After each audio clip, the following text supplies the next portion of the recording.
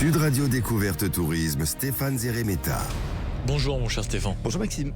Là, ça y est, on approche de Noël, les cadeaux sont faits, les courses commencent à s'accumuler dans le frigo. Et donc, vous avez décidé pour cela de nous emmener à Annecy.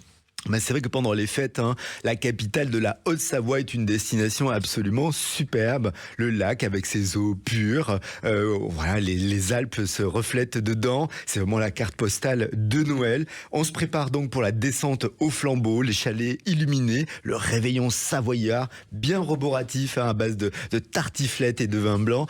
C'est parti, on y est presque. Et que fait-on à Annecy pendant justement cette période de Noël ? Bon, bien sûr, on va aller un peu sur le marché de Noël.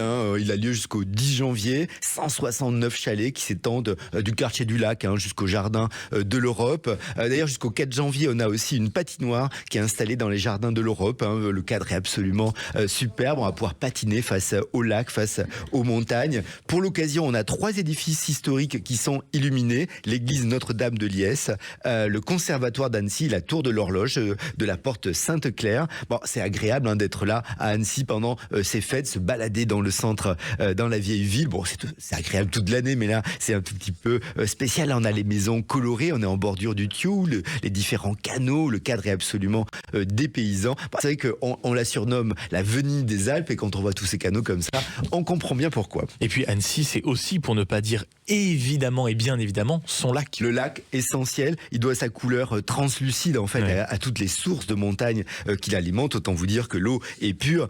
Donc ça borde Annecy, mais aussi d'autres villages.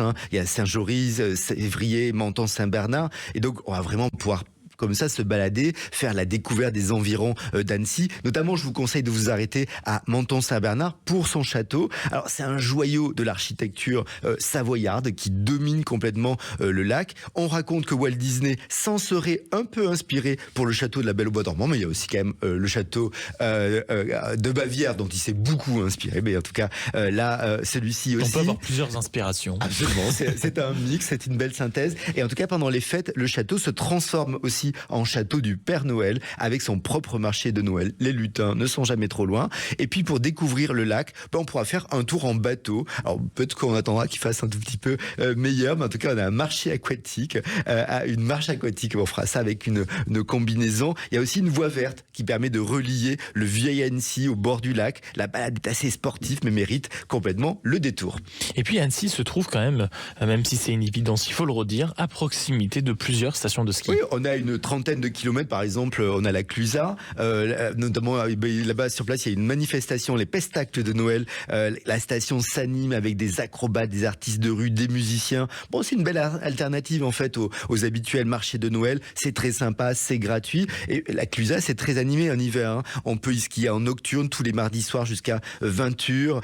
On peut faire du yonner, c'est des luges avec un seul patin pour ceux qui aiment les sensations fortes. Bon, et le froid éventuellement, on peut pratiquer l'apnée sous la glace du lac.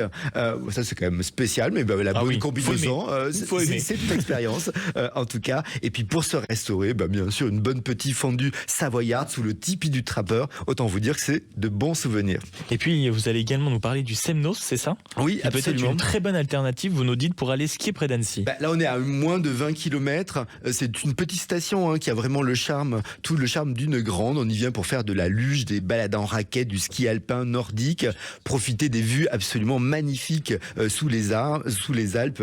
Cette vue est absolument sublime. On pourra dormir aussi dans un igloo. Le Semnos, c'est 1699 mètres d'altitude. On est dans le parc naturel régional du massif des Bauges. C'est vraiment parfait pour faire des randonnées. Il y a une des balades en fait absolument incontournable. C'est celle qui mène au Cré de Châtillon. C'est le point culminant en fait de Semnos. Alors c'est plutôt accessible, mais ça se fait 1h30. Il faut avoir un peu de 2 heures, un peu de temps, un peu d'énergie, mais bon, après la fondue savoyarde, il nous restait de l'énergie, mais au sommet, la vue est absolument spectaculaire. Ça s'étend du Mont Blanc au lac d'Annecy.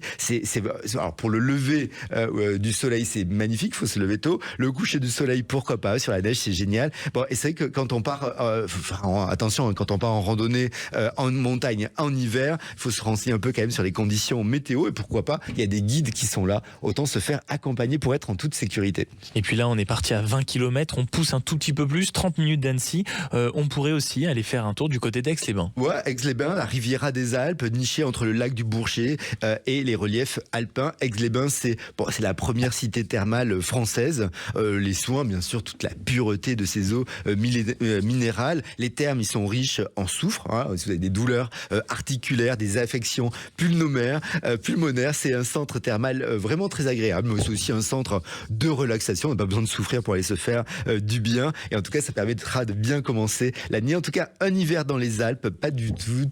Ça fait absolument rêver. Et puis, passer Noël là-bas, c'est vraiment formidable. Et ça, c'était le petit conseil de Stéphane Sérémeta juste avant les fêtes. Merci beaucoup. À très bientôt.